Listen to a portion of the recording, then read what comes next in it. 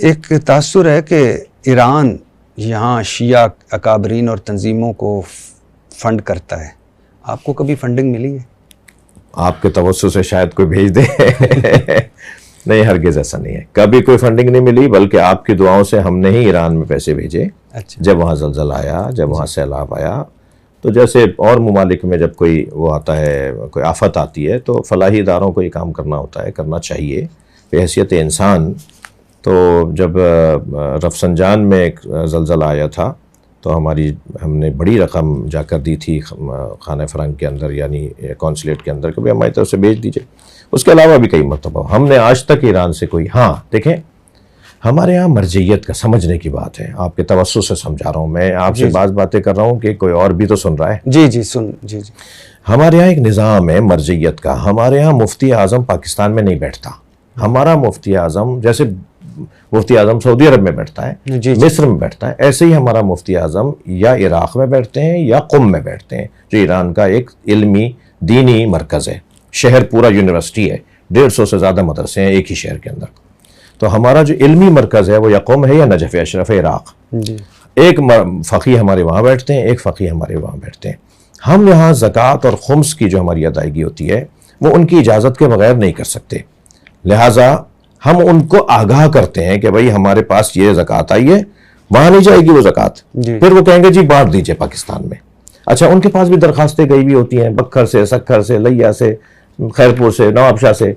तो वो कहते हैं जी नवाबशाह में एक हॉस्पिटल बन रहा है, उसको दे दीजिए, मिसाल फला जगह ये हो रहा है। तो वो हम अपनी ज़कात और अपना खुम्स जो है पाकिस्तान में ही खर्च करते हैं। ठीक है, अब अगर इसको ये तसव्वुर किया जाए कि भाई इजाज़त तो उन्होंने दी थी तो उन्होंने पैसे दिए, नहीं भाई हमारे अपने पैसे थे। नहीं, ये तो बिल्कुल डिफरेंट है। जो फंडिंग मिसाल के तौर पे अपने एजेंडे के लिए, अपनी अकाबरीन के लिए, अपनी तंजीमों के लिए, पहले तो मैं इसका तरदीद करूंगा, इनकार करूंगा कि ऐसा नहीं है। और अगर ऐसा है भी, यानी मेरे साथ तो कोई ताल्लुक ही नहीं। जी। लेकिन अगर किसी शिया शख्सियत के साथ ताल्लुक है भी, तो हमारे इदारे क्या कर रहे हैं? कंट्रोल क्यों नहीं कर रहे? पकड़ क्यों नहीं रहे? देख क्यों नहीं रहे कि कहाँ से कोई पैसा आ रहा है? जी बिल्कुल ठीक। अच्छा सर, अभी ईरान की बात हो रही थी। पहला मुल्क था ईरान जिसने पाकिस्तान को तस्लीम किया। ईरान और हमारे ताल्लुकात अच्छे रहे। हमने भी अब्दुल मालिक रेगी हो वो हवाले किया, सफारतकारी में हमने उनकी मदद की एक अरसे तक। और लेकिन अब कभी आपने सोचा है कि ईरान के किरदार के हवाले से कैसा लगता है कि हिज़्बुल्लाह के पीछे ईरान, हौसियों के पीछे ईरान, इराक़ में ईरान, शाम में ईरान, यमन लबनान में ईरान, मतलब इस खित्ते में अगर अनरेस्ट इसको कहें, कत्लो गारत ना भी कहें, अनरेस्ट कहें, तो इसमें ईरान का किरदार, क्या ये सही पॉलिसी है? बिल्कुल 100% पॉलिसी सही है। आप ऐसी एक लिस्ट बनाइए, अमेरिका किस किस के पीछे है, इसराइल किस किस के पीछे है, हिंदुस्तान किस किस के पीछे है। आप फिर तय कर लेंगे खुद ही कि ईरान मजलूमों के पीछे है या जालिमों के पीछे है। जितने भी आपने अभी नाम लिए हैं वो सारे मजलूम हैं, उनकी ज़मीनों पे कब्जे हुए हैं, उनके बच्चों को मारा जा रहा है, उनके साथ ज़्यादती हो रही है, उनके लोगों को उनके वतन से निकाला जा रहा है। ईरान मजलूमों के पीछे है। और क्योंकि मौला अली अलैहिस्सलाम का जो वसीयत है उसमें जो अहम तरीन जुमला है हज़रत का, हज़रत ने अपने दोनों शहज़ादों से, इमाम हसन इमाम हुसैन अलैहिस्सलाम से फरमाया, कूना लिज़्ज़ालिम ख़स्मा वलिल मज़लूम औना, ऐ मेरे हसन हुसैन, मैं तुम दोनों को उसीकुमा व जमिया वुल्दी व आहली व मन बलगा किताबी, मैं तुम दोनों को, अपने अहल वयाल को, अपने मुताल्लिक़ीन को, और जिस तक ये मेरी बात पहुँचे यानी हम तक, मैं तुम सबको वसीयत करता हूँ कि हमेशा जालिम से नफ़रत करना और मज़लूम से प्यार करना। ईरान का बेहैसियत एक मुमलिकत अहले बैत, यानी जिनके यहाँ फ़िक़्ह, जिनका आइन जो है वो फ़िक़्ह अहले बैत के मुताबिक है, फ़िक़्ह जाफ़रिया के मुताबिक है, उन्हें ये एज़ाज़ हासिल है और इस पर हमें फ़ख्र करना चाहिए। अगर कोई मुझसे कहता है आप ईरानी वो हैं, भाई अल्हम्दुलिल्लाह मैं इसराइली एजेंट नहीं हूँ, अल्हम्दुलिल्लाह मैं अमरीकी एजेंट नहीं हूँ। अगर ये साबित भी हो जाए, जिसका मैं इनकार करता हूँ, मैं तो फ़ारसी भी उर्दू लहजे में बोलता हूँ ताकि ये साबित हो कि मैं पाकिस्तानी हूँ। लेकिन अगर कोई ये कहता है अब माशाल्लाह पाकिस्तानी है, पाकिस्तानी पे फ़ख्र है, पाकिस्तानी प्यारे हैं सर, बहुत शुक्रिया। तो लेकिन अगर कोई कहता है जी आप ईरानी एजेंट है, तो भाई तुम बताओ तुम इसराइली हो या तुम बताओ अमरीकी हो, और इसराइली एजेंट होने से तो बेहतर है कि ईरानी एजेंट बन जाओ सर। यानी मेरी मुराद ये थी कि ईरान के जितने भी आपने फरमाया कि इन ममालिक के अंदर हमें तो इनका शुक्रिया अदा करना चाहिए कि हमारे दौर में हमने अपनी आँखों से इस दौर में ऐसा मुल्क भी देखा जो आपने तो सिर्फ वो ममालिक नाम ले दिया ना कि जो इस तरफ के, आप कश्मीर की हिमायत सबसे ज़्यादा ईरानी करते हैं। हत्ता इन्होंने कई मरतबा हिंदुस्तान से मुआहदे रद्द कर दिए क्योंकि कश्मीर के हुकूक ज़ाया हो रहा था। जहाँ जहाँ अफ़गानिस्तान, ताज्जुब होता है, अफसोस होता है, मौजूदा अफ़गानिस्तान भी जो अभी पिछले दिनों जो वहाँ तब्दीलियाँ आई और उससे पहले जो अफ़गानिस्तान में जो कुछ हुआ उसमें सबसे ज़्यादा ना कहूँ लेकिन एक बड़ी इमदाद ईरानियों की रही है, एक बहैसियत मज़लूम, मजबूर, गरीब मुल्क होने के नाते। मैं इशारा तनज़ करूँगा कि ये जो हुकूमत है इससे पिछली और पिछली वाली जो हुकूमत थी उसमें बाकायदा 8 ममालिक ने जो तय किया था कि अफ़गानिस्तान को बनाना है, संवारना है, सजाना है। आप ये वाली बातें तो मुझसे ज़्यादा जानते हैं, मेरे इशारों से ज़्यादा असल तक पहुँच जाएंगे। उसमें बाज़ सूबे तकसीम हुए थे कि 2 पाकिस्तान ले ले, 2 फलां मुल्क ले। ईरान ने भी इसी तरह अफ़गानिस्तान को बनाने के लिए अफ़गानिस्तान के चंद सूबों को लिया था कि हम वहाँ के रोड रास्ते बनाएंगे, हम वहाँ स्कूल कॉलेज बनाएंगे, वहाँ हम हॉस्पिटल्स बनाएंगे। तो ईरान का ये अमल जो है हमें तो फ़ख्र होता है इसलिए। जी ठीक है, लेकिन क्या वजह है सर कि बलूचिस्तान की बदअमनी के पीछे ईरान का किरदार मिलता है? मुल्ला मंसूर ईरान से बलूचिस्तान में दाखिल होता मारा जाता है। कुलभूषण यादव जो मुबारक हुसैन पटेल बनकर ईरान से पाकिस्तान आता है। ईरानी आर्मी चीफ धमकियां देता है पाकिस्तान को। गवादर के मुकाबले में ईरान भारत के साथ चाब बहार बंदरगाह के मिलकर चलाता है, यानी भारत से दोस्ती और पाकिस्तान से दुश्मनी। क्या वजह है, ये टर्न कैसे हुआ? जो चीज़ें सही नहीं है वो सही नहीं है, और यही शायद एक बेहतरीन सबूत भी हो कि मैं पाकिस्तानी हूँ। पाकिस्तान के मफाद के ख़िलाफ़ ईरान हो, सऊदी अरब हो, अफ़गानिस्तान हो, हिंदुस्तान हो, कोई भी या चाइना हो, जो पाकिस्तान की सरहदों को गैर महफूज करेगा, जो पाकिस्तानियों को किसी मुश्किल में डालेगा, हम उसके साथ नहीं खड़े। अच्छा सर, इससे आगे कि मैं आगे जाऊँ, मुझे याद आ गया कि हसनुल्लाह यारी से आप लोगों का क्या इख्तलाफ है? हसन अल्लाह यारी एक यूट्यूबर हैं, एक मुनाजिर हैं, मुनाजरे करते हैं वो अपने टीवी चैनल पे, जो उनका यूट्यूब चैनल है। उनसे हमारा इख्तलाफ मोटा सा ये है कि वो न सिर्फ सुन्नी शिया में झगड़ा डलवा रहे हैं बल्कि शिया में भी झगड़ा डलवा रहे हैं। यानी उनकी कभी कोई क्लिप आप देखेंगे कि वो शिया मसाइल को उभार कर और शिद्दत उसमें डालकर और ज़बान और लहजा इतना तोंद और तुर्श अपनाते हैं जिससे दूरियां हो जाती हैं, जिससे नफ़रतें हो सकती हैं, जिससे लड़ाइयाँ हो सकती हैं। तो कोई भी हो, देखें, हर शख्स को अपना मौक़िफ़ बयान करने का हक़ है, वो उसको बोलना चाहिए, बताना चाहिए, क्या मालूमात है उसके पास वो देना चाहिए, लेकिन ज़बान अच्छी हो, लहजा अच्छा हो। लहजे की ख़राबी पर तो कुरान कहता है इज़ा ख़ातबहुमुल जाहिलून क़ालू सलामा। जब आपसे कोई जाहिलाना अंदाज से बात करे, बेअदबी और बदतमीज़ी से बात करे, तो उसको सलाम कह के गुजर जाओ, उससे बात ही नहीं करो। तो जहाँ लहजा ख़राब होगा, जहाँ अबे तबे और तू तलाक शुरू हो जाएगी, जहाँ बेअदबियाँ शुरू हो जाएंगी, वहाँ तो ज़ाहिर गुफ्तगू नहीं होगी। अच्छा सर, एक अरसे तक अल्लाह का शुक्र है अब नहीं है, और अल्लाह ना करे आइंदा भी हो, शिया सुन्नी झगड़े हुए, हज़ारों लोग इसमें जान से गए। बहसियत पाकिस्तानी, बहसियत शिया आलम, कभी सोचा है कि इसका रोज़े क़यामत जवाब देना पड़ेगा?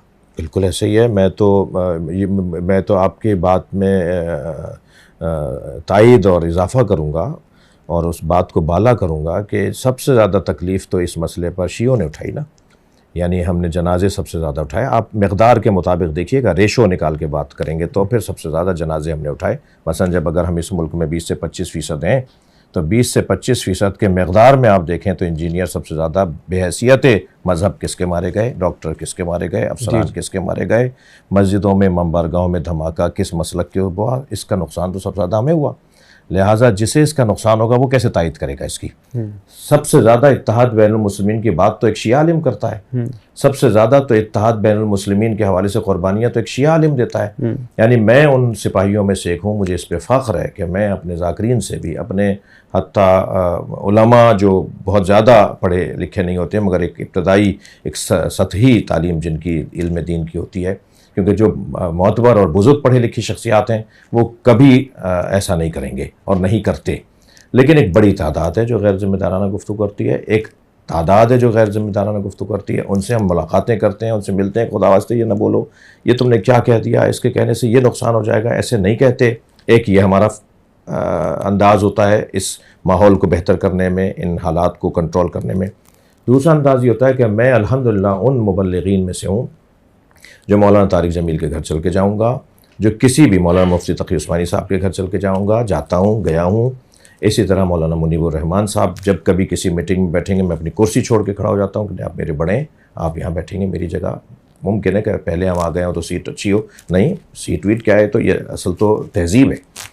इसी तरह अहले सुन्नत के पीछे नमाज़ पढ़ने वालों में से हूँ। न सिर्फ ये कि कोई इज्तिमा हो तो साहब क्योंकि कैमरे हैं, और नहीं, रोड रास्ते पे, सफ़रों में, मोटरवे पर, हाईवे पर कहीं से गुजर रहा हूँ, नमाज का वक्त हो गया है, हमने कहा गाड़ियाँ रोको, वहाँ नमाज हो रही है, जमात हो रही है, हम पीछे खड़े होते हैं, हाथ खोल के सजदगा रख के जमात के साथ नमाज़ पढ़ते हैं। जो हम क्योंकि हाथ बांधना हमारे यहाँ उलमा आइम्मा अहले बैत ने मना किया, तो हम खोलते हैं हाथ, लेकिन नियत जमात की करेंगे, उन्हीं के पीछे पढ़ेंगे।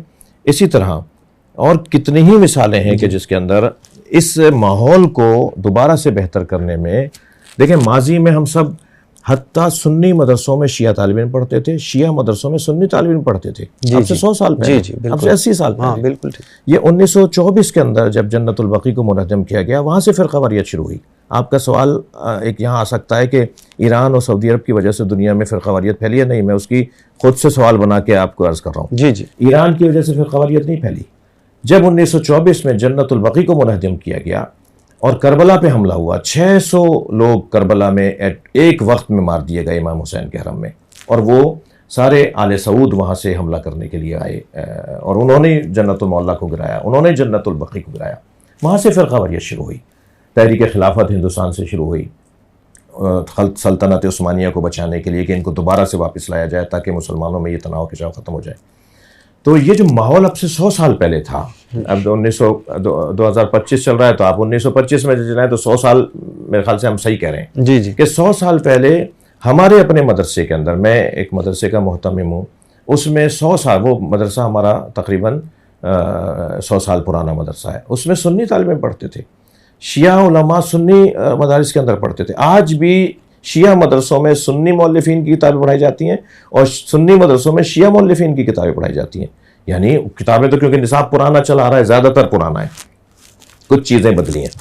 माजी बहुत अच्छा था हमारा, एक दूसरे के साथ रिश्तेदारियाँ थी, एक दूसरे के साथ उठ बैठ था, एक दूसरे के साथ बहुत ज़्यादा क़ुरबतें थीं। हत्ता मसलन मैं आपको एक मोटी मिसाल दूँ, जोश मली आबादी और मौलाना मौदूदी, एक पक्का कट्टर शिया, एक पक्का कट्टर सुन्नी, दोनों में इतनी गहरी दोस्ती थी कि दोनों जब मिजाह करते थे ना, तो वो शिया सुन्नी वाला मिजाह करते थे, और वो लतीफ़ गुफ्तगू, वो प्यार भरी गुफ्तगू, और उसके अंदर इशारों के नायों में सब कुछ इन्होंने भी कह दिया, इशारों के नायों में सब कुछ इन्होंने भी कह दिया। ये माजी में रहा है। आप पाकिस्तान को ले लीजिए, कायद-ए-आज़म मोहम्मद अली जिन्ना शिया, अल्लामा इक़बाल सुन्नी, सुन्नी तसव्वुर पाकिस्तान पेश कर रहा है, शिया उस तसव्वुर पर अमल कर रहा है। कितना अच्छा माहौल रहा होगा ये माजी के अंदर। 100 साल तो फिर में अगर हम लें तो अभी 75-80 साल पहले तक बहुत अच्छा माहौल। क्या ये माहौल दोबारा से पलट सकता है? हाँ, बिल्कुल पलट सकता है। मैं मौलवी, वो मौलाना साहब, वो मुफ्ती साहब, हम थोड़ा सा इस बात को मान लें कि शिया एक हकीकत है, और मैं मान लूँ कि सुन्नी एक हकीकत है, और हक़ाइक़ को तस्लीम करके एक दूसरे के साथ जीने में जो मज़ा है, वो इनकार करने में जीने में मज़ा नहीं है। जी बिल्कुल ठीक कहा आपने।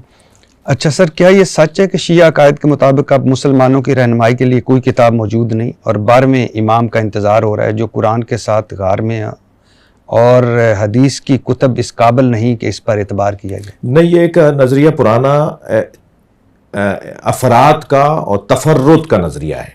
यानी चंद अफराद 2 या 3% शिया उलमा और शख्सियात में इस तरह की गुफ्तगू कर गए, और इस तरह की गुफ्तगू जो बुनियाद और असास और मुसल्लमात और ज़रूरियात दीन के ख़िलाफ़ हैं, वो हर जगह पाई जाती हैं। यानी अगर हम कभी मुनाजरे पर बैठेंगे, बात करेंगे, मुनाजरे के उन्वान से बैठेंगे, तो 4 किताबें मैं भी निकाल कर ले आऊँगा कि भाई आपके यहाँ भी ये लिखा हुआ है। लेकिन हम हरगिज़ इस अक़ीदे को नहीं मानते कि कोई किताब नहीं। कुरान हमारी इमाम किताब है, हादी किताब है, रहनुमा किताब है, और कुरान में एक मिन और वाव ज़्यादा और कम नहीं है। वही ताज कंपनी का और चांद कंपनी का कुरान जो अहले सुन्नत के घरों में रखा हुआ है, वही मेरे घर में रखा होगा। आप आएँ, आप देख भी सकते हैं। वही शिया मस्जिदों में रखा है, वही सुन्नी मस्जिदों में रखा है। कुरान हमारा एक मिन और वाव भी कम और ज़्यादा नहीं है, वही कुरान है 30 पारों का कुरान।